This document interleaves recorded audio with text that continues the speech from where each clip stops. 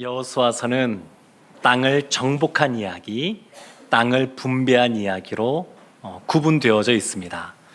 땅을 정복한 이후에 땅을 분배하게 되는데, 먼저는 요단강을 기준으로 해서 동쪽에 두 지파 반이 분배받는 이야기가 나오고, 오늘 본문에는 여호수아가 지도자로 있을 때에 요단강 서편 9지파 반이 땅을 분배받는 이야기로 여호수아 14장이 시작합니다. 1절과 2절 말씀 보면 어떤 기준으로 이들이 땅을 분배받는지 이렇게 말합니다. 이것은 이스라엘 자손이 가나안 땅에서 받은 기업, 곧 제사장 엘르아살과 눈의 아들 여호수아와 이스라엘 자손 지파의 족장들이 분배한 것이니라. 여호와께서 모세에게 명령하신 대로 그들의 기업을 제비 뽑아 9지파와 반지파에게 주었으니, 땅을 분배하는 것, 땅을 주는 것, 그것을 기업을 준다 말하는데, 오늘날은 기업 그러면 우리가 회사 이런 것을 떠올립니다만, 성경에서 말하는 기업, 이것은 유업을 말합니다. 유업. 오늘날의 회사와 같은 그런 개념이 아니고 유업을 말하는데, 근데 이 땅을 분배하는데 어떤 방식으로 분배하냐면 제비뽑기로 분배합니다. 이것이 독특한 겁니다. 보통은 넓은 땅을 차지할 지파는 우리가 합리적으로 생각해 보면 인구수가 많은 지파, 그런 지파가 넓은 땅을 차지할 것 같은데, 그러한 기준이 아닙니다. 아니면 전쟁을 수행함에 있어서 용감하게 앞장서 싸워서 많은 공적을 쌓은 그러한 지파, 그러한 가족들이 땅을 많이 좋은 곳을 차지할 것 같은데, 그러한 기준도 아닙니다. 기준이 뭐냐면 제비뽑기입니다. 근데 제비뽑기라 그래서 복불복이라는 말이 있는 것처럼 그런 것이 아닙니다. 그냥 좋은 곳에 뽑히면 복이고, 아니면 험악한 적이 뽑히면 그것은 또 어쩔 수 없는 것이다, 이런 의미가 아닙니다. 여기서 말하는 제비뽑기는 하나님의 뜻대로 그들이 땅을 분배받았다, 그런 의미입니다. 1절 말씀에 보면 땅을 분배하는데, 이 땅을 분배하는 데 있어서 실무적으로 그 일을 감당한 세 부류의 사람이 등장합니다. 1절에 보면 첫 번째 제사장 엘르아살입니다. 제사장 엘르아살. 두 번째가 여호수아입니다. 여호수아가 이스라엘의 지도자이기 때문에 여호수아가 땅 분배에 관여했다, 네, 받아들일 수 있습니다. 당연히 그래야 되겠죠. 그런데 제사장 엘르아살이 같이 포함되어 있습니다. 왜 제사장이 포함되었느냐? 그것은 이 땅 분배가 하나님의 일이라는 것을 드러내는 겁니다. 땅 분배가 그냥 어떤 사람들의 생각과 판단 속에서 이루어지는 것이 아니라 하나님의 일이기 때문에 제사장이 이 일에 관여하는 겁니다. 또 한 부류의 사람이 있는데 지파의 족장들입니다. 이 지파의 족장들은 하나님의 뜻 가운데 이 모든 땅이 분배되지만 그래도 이것이 공정하게 진행되는지, 그리고 이 일을 실무적으로 뛰어야 될 그러한 사람들이 필요한데 족장들이 그와 같은 일을 감당하고 있습니다. 이 땅 분배는 여호와께서 모세에게 명령하신 대로 그대로 이루어지고 있습니다. 근데 그대로 이루어지고 있는데 이것이 제비뽑기를 통해서 이루어지겠다는 겁니다. 오늘날 우리도 제비 뽑을 때가 있습니다. 그런데 오늘날 제비 뽑는 것과 이때의 제비 뽑기는 성격이 다릅니다. 오늘날에는 우리가 어떤 일을 결정할 때 기도하며 제비를 뽑는다 그래도 그것이 온전히 하나님의 뜻이라고 확정짓지를 못합니다.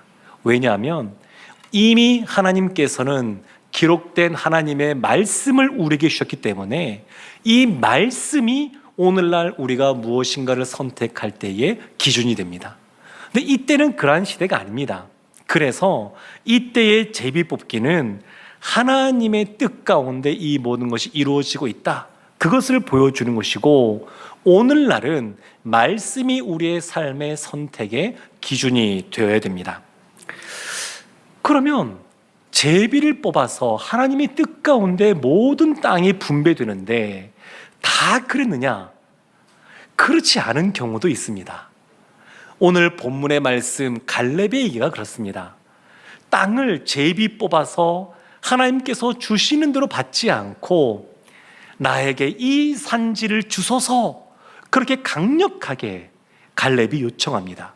그리고 그 땅을 받습니다. 어떻게 이런 일이 벌어졌는지 오늘 말씀을 통해서 살펴보려고 합니다. 먼저 우리가 갈렙이라는 사람을 알 필요가 있습니다. 갈렙이 어떤 사람이냐? 6절 말씀에 보면 갈렙이 어떤 사람인지 이렇게 설명합니다. 그때에 유다 자손이 길갈에 있는 여호수아에게 나오고 그니스 사람 여분네 아들 갈렙이 여호수아에게 말하되 여호와께서 가데스 바네아에서 나와 당신에게 대하여 하나님의 사람 모세에게 이르신 일을 당신이 아시는 바라. 유다 자손이 나왔다. 유다 지파입니다. 지금 갈렙은 유다 지파에 속해 있습니다. 그런데 유다 지파에 있지만 혈통상 유다의 자손은 아닙니다. 그니스 사람이라고 말합니다. 그니스 사람. 이건 이방 족속을 말합니다. 이방 족속. 이스라엘 공동체는 혈연으로 연결된 폐쇄적인 공동체가 아닙니다. 이스라엘 공동체는 열려있는 공동체입니다. 그래서 누구라도 하나님을 믿는다 그러고 율법을 지킨다 그러고 할례를 행하면 그 사람은 이스라엘 사람이 되는 겁니다. 늘 열려 있습니다. 그런데 갈렙은 혈통상 야곱의 아들인 유다, 그 유다의 자손은 아니지만 이방 민족이지만 그러나 유다 지파에 속한 이스라엘 사람이 되었습니다. 이것이 원론적으로 맞는 이야기인데, 그러면 실제적으로 이스라엘은 어떠했느냐? 이와 같이 이방이었던 사람이 그들 공동체에 들어와서 하나님을 섬긴다고 할 때 그냥 환영하고 인정해주고 그렇게 받아들였느냐? 그렇지 않았습니다.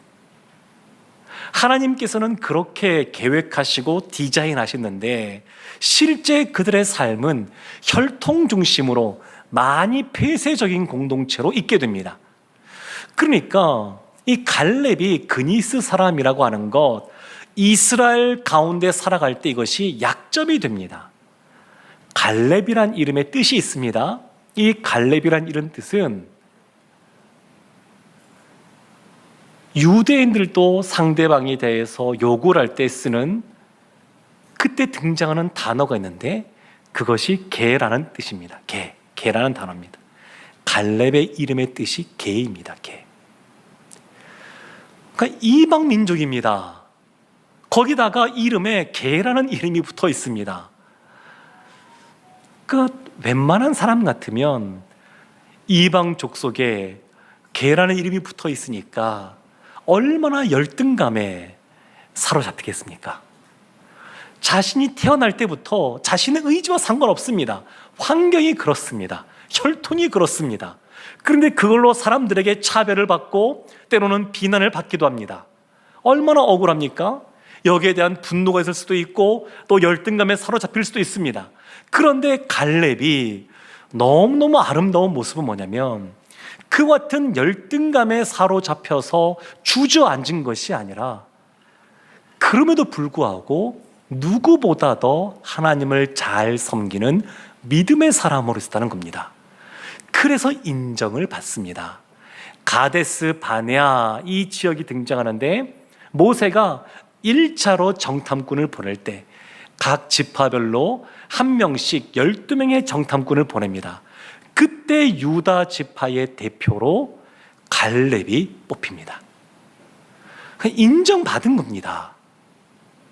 약점이 있었지만 여러 가지 환경적인 어려움이 있었지만 누가 보더라도 한탄할 수밖에 없는 그런 상황이었지만 그럼에도 불구하고 하나님을 잘 믿고 섬기면서 인정받아서 유다 지파를 대표하는 사람이 되었습니다. 미국 사람들이 존경하는 대통령을 꼽을 때 몇 가지 그들이 꼽는 기준이 있다 그럽니다. 가문이 어떤 가문이냐, 어떤 학교를 나왔느냐, 배우자는 어떤 사람이냐 등등 이런 것들을 보는데, 아이러니하게도 미국 사람들이 가장 존경하는 대통령 중에 한 사람인 아브라함 링컨은 이런 조건에 해당되지 않는 사람입니다. 가난한 농부의 아들로 태어났고 제대로 된 학교를 졸업한 적이 없는 사람이 링컨입니다. 그리고 그의 자서전 이런 거 보게 되면 49번이나 실패한 이야기들이 나옵니다. 그러니까 실패를 수도 없이 했습니다. 내세울 것 없는 사람입니다. 그런데 이 사람이 결국 대통령으로서 큰 업적을 남기고 존경받는 사람이 되었습니다. 갈렙이 그와 같은 사람이 되었습니다.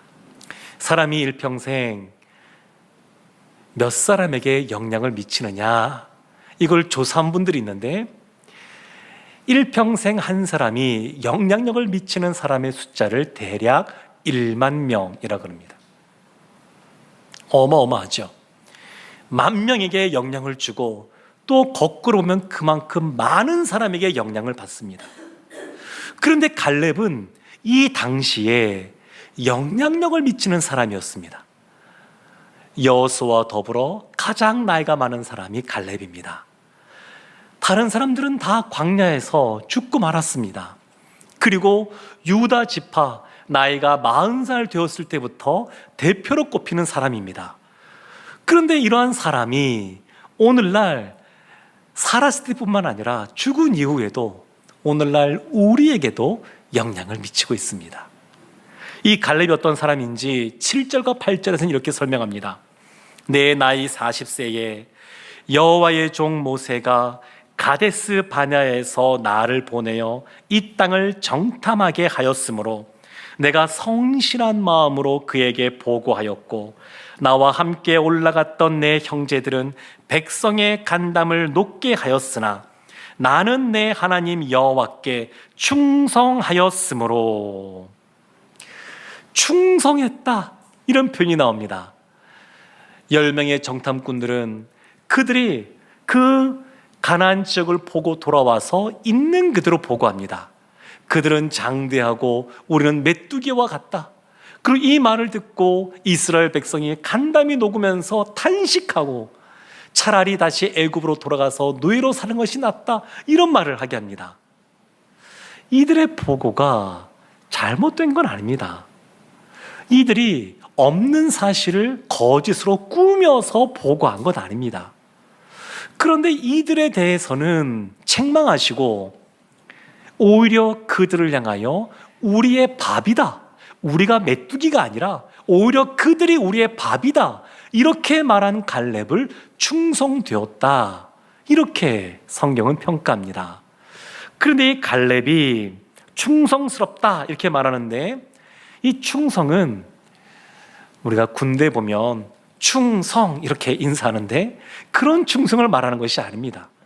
우리는 군대 문화가 익숙하고 유교 문화가 익숙해서 그런 식의 충성을 말하지만 성경에서 말하는 충성은 믿음직스러운 그런 뜻입니다. 신실하다, 믿음직스럽다, 그런 의미입니다. 그러니까 이 갈렙이 믿음으로 보고 있다는 겁니다. 믿음으로 행했다는 겁니다. 그 믿음으로 행했다는 것을 7절에서는 성실한 마음으로 보고했다, 이렇게 말합니다. 자신에게 주어진 것 성실하게 그것을 살피고 분석하고 해석해서 그리고 보고하는데, 그냥 보고하는 것이 아니라 믿음의 눈으로 그것을 분석하고 보고했다는 겁니다. 그리고 14절 말씀 보게 되면 여호와를 온전히 쫓았다, 그렇게 말합니다. 사랑하는 성도 여러분, 갈렙은 성실한 사람입니다. 충성스러운 사람입니다. 하나님을 온전히 쫓은 사람입니다.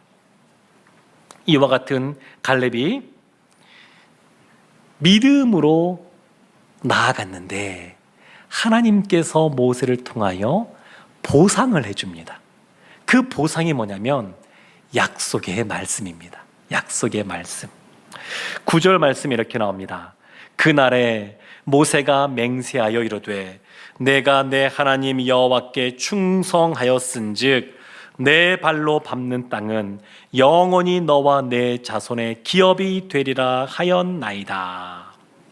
충성하기 때문에 내가 밟는 땅, 그 땅은 너와 내 자손, 갈렙뿐만 아니라 그의 자손들에게 영원한 기업이 되겠다고 말씀하십니다. 그래서 갈렙이 그 땅을 달라고 당당하게 요구한 겁니다. 다른 사람들은 다 제비를 뽑는데 왜 갈렙은 그것을 요청했느냐? 하나님이 주신 약속의 말씀, 보상의 말씀이 있었기 때문에 그렇습니다. 그런데 이와 같이 갈렙이 이 보상의 약속의 말씀을 받았지만 쉽게 이루어지지가 않았습니다. 10절 말씀 보면 얼마나 어려웠는지를 이렇게 표현합니다.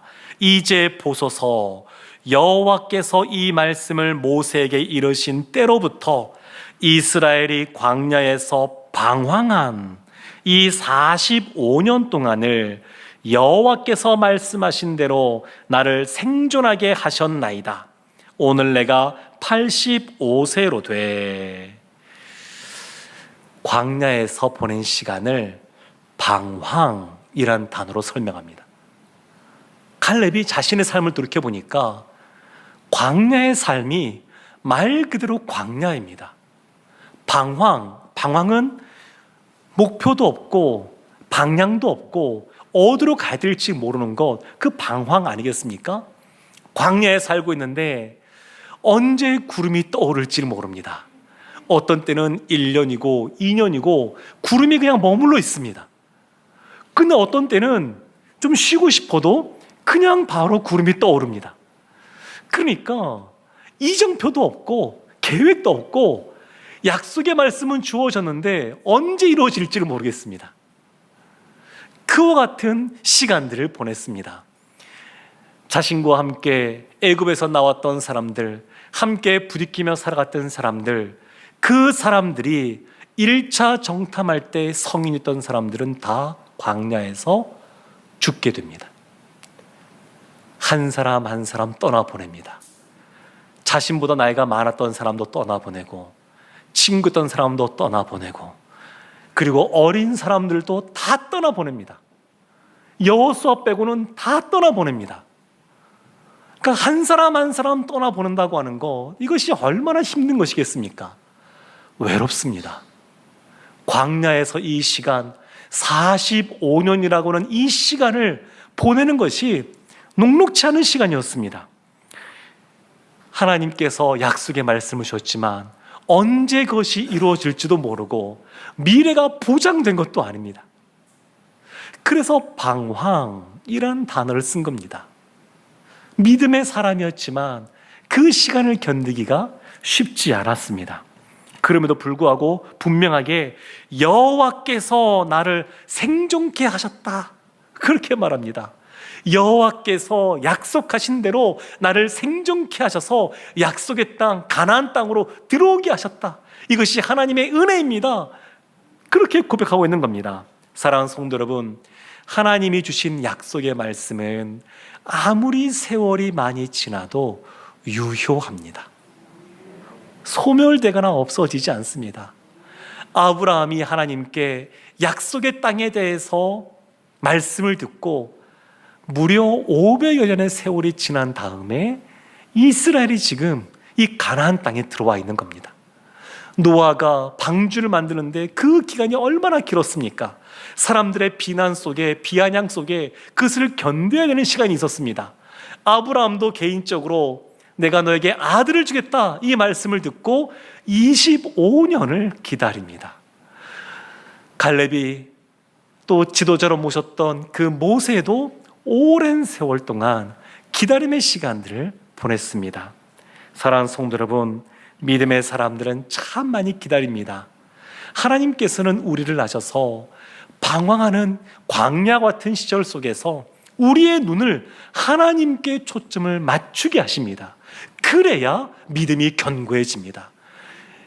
성령이 우리 가운데 찾아오시고 우리의 심령 가운데 통해하는 심령을 주시고, 그리고 예수님을 나의 구주로 고백하면 우리가 믿음의 사람으로서 삶을 살아가지만, 그 믿음의 삶이 굳건해지고 또 장성한 분량에 이르기까지는 많은 시간이 필요합니다. 갈렙이 그런 시간을 견뎌냈습니다. 그 갈렙이 자신에 대해서 또 자신감 있게 이렇게 요청하는 내용이 나오는데, 11절 말씀이 이렇게 나옵니다. 모세가 나를 보내던 날과 같이 오늘도 내가 여전히 강건하니 내 힘이 그때나 지금이나 같아서 싸움에나 출입에 감당할 수 있으니. 45년이 지났지만 강건하다, 이렇게 말합니다. 힘도 여전하다. 그래도 나이를 속이지를 못합니다. 나이는 숫자에 불과합니다. 그렇죠? 이제 하반기에 시니어부를 새로운 이름으로 새롭게 시작하려고 합니다. 우리 교회에 있었던 어떤 공동체보다도 새롭게, 아주 새로운 내용들로 시니어부가 시작이 될 겁니다. 그런데 그 시니어부를 섬기는 사람들이 누구냐? 젊으신 집사님, 권사님이 아니라 만 70세에 은퇴하시고 시니어부로 가신 분들, 그분들이 하는 겁니다. 이제 은퇴해서 아무것도 안 하는 것이 아니라 85세에도 나는 강건합니다, 나에게 이 산지를 주십시오 말했던 갈렙처럼 그분들이 섬기실 겁니다. 신나죠?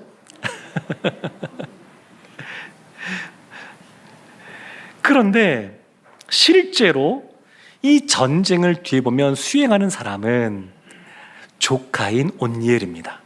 젊은 사람들, 믿음의 사람들이 그것을 수행합니다. 갈렙이 선한 영향력을 미치고 믿음의 사람의 본을 보이면서 갈렙 같은 젊은 믿음의 사람들이 많이 생겼습니다. 그래서 그들이 실제로 전쟁을 수행합니다. 물론 전쟁을 계획하고 그것에 대해서 준비하고 이끌어가는 사람은 갈렙이지만, 실제로 칼과 창을 들고 전쟁을 수행하는 사람들은 젊은 사람들, 그러한 믿음의 사람들입니다. 사랑하는 성도 여러분, 이 갈렙이 이와 같이 헤브론 땅을 요구했는데, 이 땅은 너무너무 아름답고 좋은 땅입니다.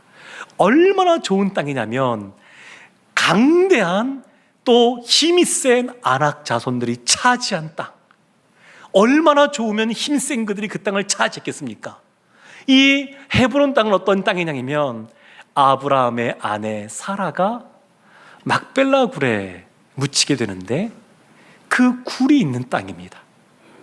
그 민족 가운데 의미가 있는 땅입니다. 그러니까 이스라엘 사람이라 그러면 그 아름다운 땅 소유하기를 원하는 곳입니다. 사람들이 다 그 땅을 받았으면 좋겠다, 그렇게 생각하는 땅이 헤브론 땅입니다. 그런데 누구도 그 땅을 원하지 않습니다. 이유가 있습니다. 12절에 이렇게 나옵니다. 그날에 여호와께서 말씀하신 이 산지를 지금 내게 주소서. 당신도 그날에 들으셨거니와 그곳에는 아낙 사람이 있고 그 성읍들은 크고 견고할지라도 여호와께서 나와 함께 하시면 내가 여호와께서 말씀하신 대로 그들을 쫓아내리이다. 너무너무 아름답고 멋지고, 그리고 믿음의 조상 아브라함의 아내인 사라가 묻혀있는 그 땅, 그 땅인데 아낙 자손이 있는 땅입니다. 겁이 납니다. 성읍도 크고 견고하고 기골도 장대한 그들, 아낙 자손의 후예가 골리앗이니까 골리앗 같은 사람들이 있는 곳입니다. 그러니까 사람들이 겁을 내는 겁니다.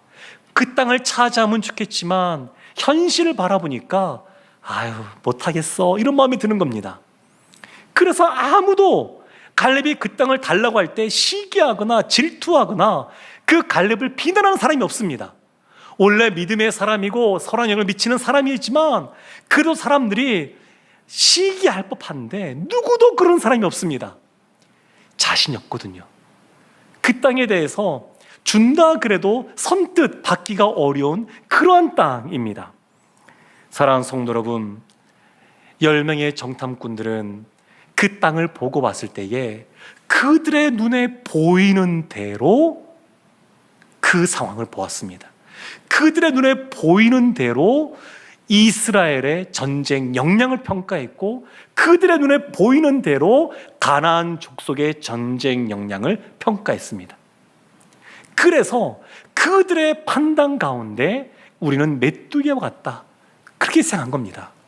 갈렙 시대에 이 당시에 다른 사람들도 마찬가지입니다. 그들의 눈에 보이기에 아낙 자손은 장대하고 성읍은 크고 견고하고 싸워서 이길 자신이 없고, 그것이 그들의 눈에 보이는 현실입니다. 그런데 중요한 것은 뭐냐면 현실이 중요한 것이 아닙니다. 현실을 바라보는 시각이 중요합니다. 현실보다 훨씬 중요한 것은 그 현실을 이해하고 분석하고 평가하는 시각이 중요합니다. 갈렙에게는 믿음의 눈이 있었습니다. 전쟁은 하나님께 속했다는 것을 알고 있었습니다. 그래서 12절 끝부분에 보면 여호와께서 나와 함께 하시면 내가 그들을 쫓아내리이다, 이렇게 담대하게 말을 쓰었습니다. 볼록 렌즈, 그 돋보기를 딱 보면 글자가 크게 보입니다. 오목 렌즈를 딱 들이밀면 글자가 작게 보입니다. 하나님을 향한 믿음의 시각으로 이 헤브론 땅을 바라보면 전쟁은 충분히 수행할 수 있는 겁니다. 85세임에도 불구하고 내 인생 이제 다 살 만큼 살았고 이룰 만큼 이루었다, 그리고 내려오는 것이 아니라 여전히 하나님이 주신 비전, 하나님이 약속하신 말씀 붙잡고 힘있게 살아갈 수 있는 하나님의 사람이 되었습니다. 사랑하는 성도 여러분, 눈에 보이진 않지만 분명히 존재하는 하나님의 능력을 바라봐야 될 줄로 믿습니다. 링컨이 남북전쟁을 할 때에 이 북부군이 굉장히 수세에 몰리는 그럴 때가 있었습니다. 그때 그 수하했던 장군이 링컨에게 이렇게 말했다 그럽니다. 대통령이시여, 그러면서 하나님이 우리 편에 서 계시면 참 좋을 것 같습니다. 이 말을 듣고 링컨이 뭐라고 답을 했냐면, 그것이 중요한 것이 아니라 내가 염려하는 것은 우리가 하나님 편에 있는가, 그것이 나는 고민이다, 그렇게 말했다 그럽니다. 링컨의 좌우명이 내가 하나님과 함께 한다면 이것이었다 그럽니다. 하나님과 함께 하느냐, 이것이 중요합니다. 현실의 장벽이 얼마나 높으냐, 이것이 중요한 것이 아니고 하나님이 나에게 어떠한 믿음의 눈으로 바라보게 하시느냐, 하나님이 우리를 바라볼 때 우리의 현재의 모습, 실제의 모습만 바라보고 평가하지 않습니다. 하나님은 우리의 실제 모습 플러스 이후의 미래에 어떠한 식으로 우리를 이끌어 가시고 우리를 만들어 가실지 플러스 알파를 보시고 우리를 대하십니다. 사랑하는 성도 여러분, 갈렙은 믿음의 눈으로 현실을 바라보았습니다. 눈에 보이는 현실을 그대로 믿지 않았습니다.